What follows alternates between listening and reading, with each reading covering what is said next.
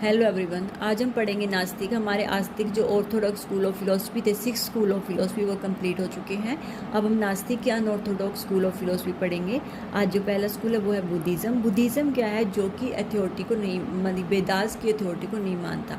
जो वेदा की अथॉरिटी को नहीं मानते वो हमारे नास्तिक या अनऑर्थोडॉक्स स्कूल ऑफ फिलोसफी में आते हैं। ठीक है, तो इसका मेन फोकस जो है इसमें टीचिंग ऑफ सिद्धार्थ गौतम, महात्मा बुद्ध की जो शिक्षा है उस पर ही इनका मेन फोकस है। उनके द्वारा जो शिक्षा है उसी पे चल रहा है बुद्धिज़्म। ठीक है, and the path of liberation from suffering, और किस तरीके से हमें जो दुख है हमारे संसार में, उनसे किस तरीके से छुटकारा पाना है या किस तरीके से उनसे मुक्ति प्राप्त करनी है।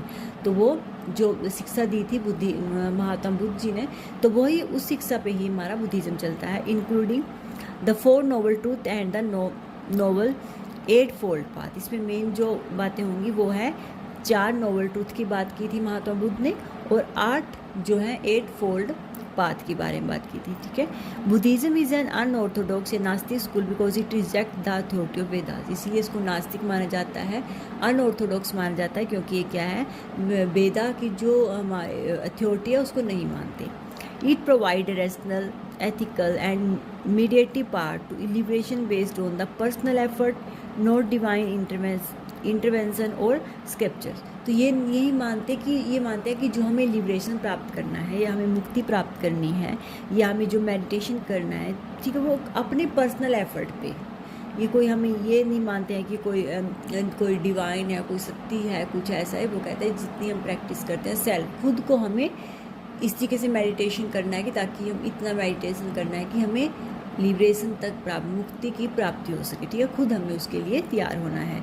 Deny the existence of a permanent soul, ये डिनाई करते हैं बिल्कुल जो परमानेंट सोल, आत्मा के बारे में, और गॉड ईश्वरा in the traditional Hindu science, जैसे कि हिंदू साइंस में माना जाता है उस तरीके से ये नहीं मानते गॉड को। ठीक है, एग्जाम्पल बुद्धिज़्म, जैनिज़्म और चार्वाका, ये तीनों क्या है, अनऑर्थोडॉक्स स्कूल ऑफ फिलोसफी में आएंगे। बुद्धिज़्म, जैनिज़्म और चार्वाका। आज हम जानने हैं बुद्धिज़्म के बारे में। ठीक है, बुद्धिज़्म में आगे इन्होंने और क्या क्या रिजेक्ट किया या एक्सेप्ट किया वो हम जानते हैं।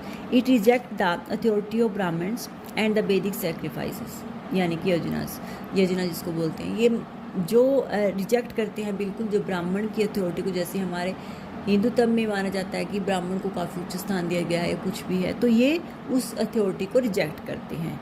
एंड और वैदिक सेक्रीफाइस को, जितने बलिदान माने जाते हैं, या फिर हम कह देते हैं कोई भी वैदिक रूप से जो वेदा हो, क्योंकि ये कम्प्लीटली जब मानते ही नहीं है तो ये वैदिक सेक्रीफाइस को भी डिनाई करते हैं। 4 नोबल ट्रूथ की बात करते हैं, इसमें मेन इंपॉर्टेंट बात है इसमें लाइफ इज सफरिंग। ये मानते हैं कि लाइफ क्या है, दुख है, लाइफ जीवन क्या है, दुख ही दुख है जीवन में। ठीक है, जिसको दुखा के नाम से मानते हैं। Cause of suffering is desire, और सफरिंग का ही मानते हैं कि दुखों का कारण क्या है, मेन वो क्या है, डिज़ायर, हमारी इच्छा, क्योंकि हम इतनी इच्छा रखते हैं, उनको पूरा करने के लिए हम कार्य करते हैं, लाइफ स्पेंड करते हैं जो भी, तो वो मानते हैं कि जब तक इच्छाएं होंगी तब तक दुख हैं। मेन दुखों का कारण है डिज़ायर्स। ठीक है, ईर्षना। थर्ड इन्होंने बात की है सेसेशंस ऑफ सफरिंग इज़ पॉसिबल, और थर्ड इन्होंने बात की है कि जो सफरिंग है दुखों का, मतलब कि वो उसका मतलब कि एक निवारण है, सेसेशन है उसका। ये नहीं है कि हमें दुखों से मुक्ति नहीं मिल सकती, हमें दुखों से मुक्ति मिल सकती है, जिसको नाम इन्होंने दी है निर्वाणा। ठीक है, और थर्ड है इन्होंने फॉलो द 8 फोल्ड पाथ हो टू एंड सफरिंग, और इन्होंने बात की है कि फोर्थ में कि हमें जो 8 फोल्ड पाथ की इन्होंने बात किया है, उनको हमें उन रास्तों पे चलकर हम क्या है, सफरिंग से मुक्ति पा सकते हैं, दुखों से हम मुक्ति पा सकते हैं। तो 4 इन्होंने बात की थी कि जीवन क्या है, दुख है, लेकिन दुखों का कारण क्या है, इच्छा है, और दुखों को पॉसिबल है कि हम दुखों को क्या कर सकते हैं, उनसे मुक्ति पा सकते हैं।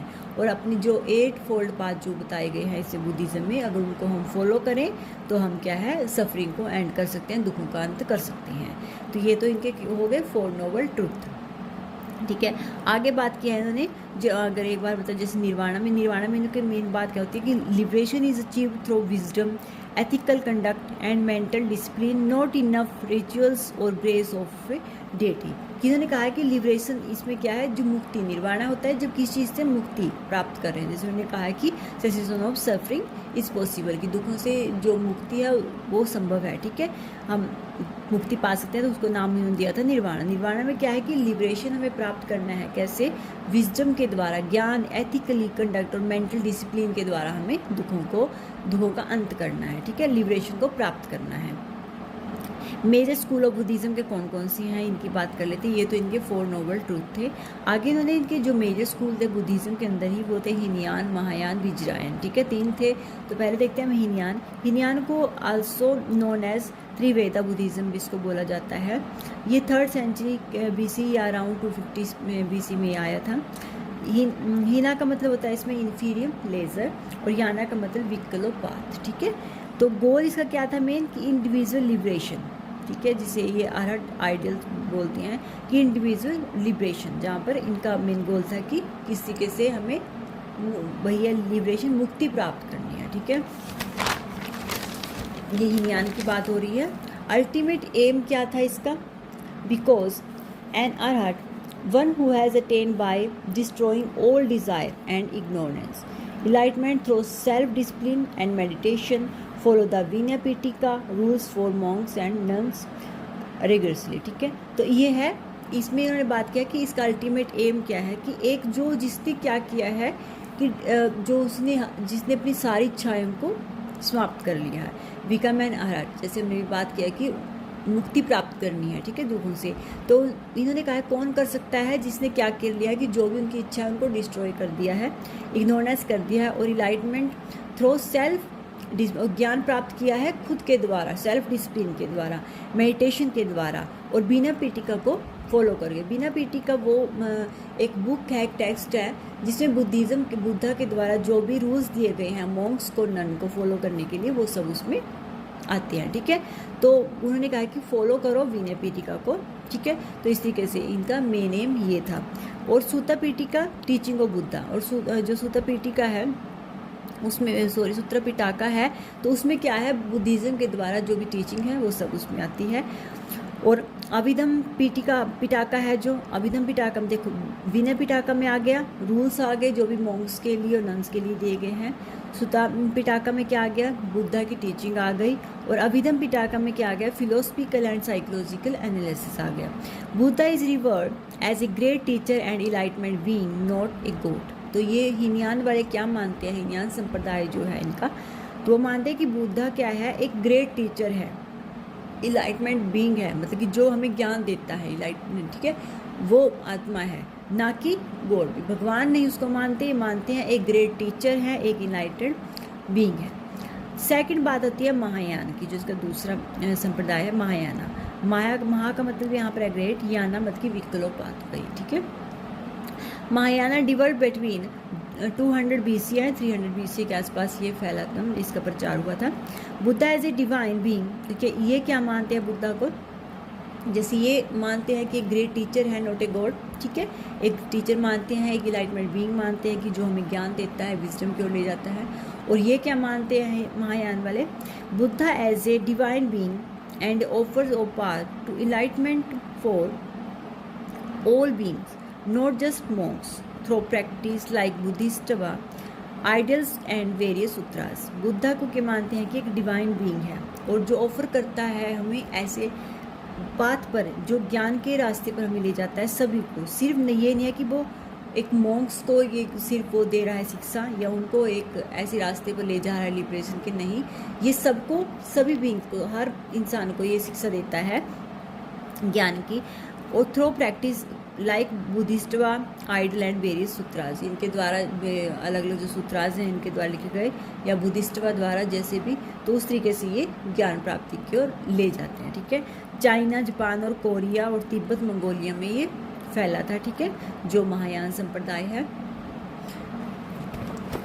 आगे इन्होंने बात की थी, एक इसमें जो महायान में मेन बात हुई थी वो हुई थी त्रिकाय के बारे में। इन्होंने जो बुद्धा की बॉडीज़ है उसको माना था त्रिकाय के रूप में, ठीक है।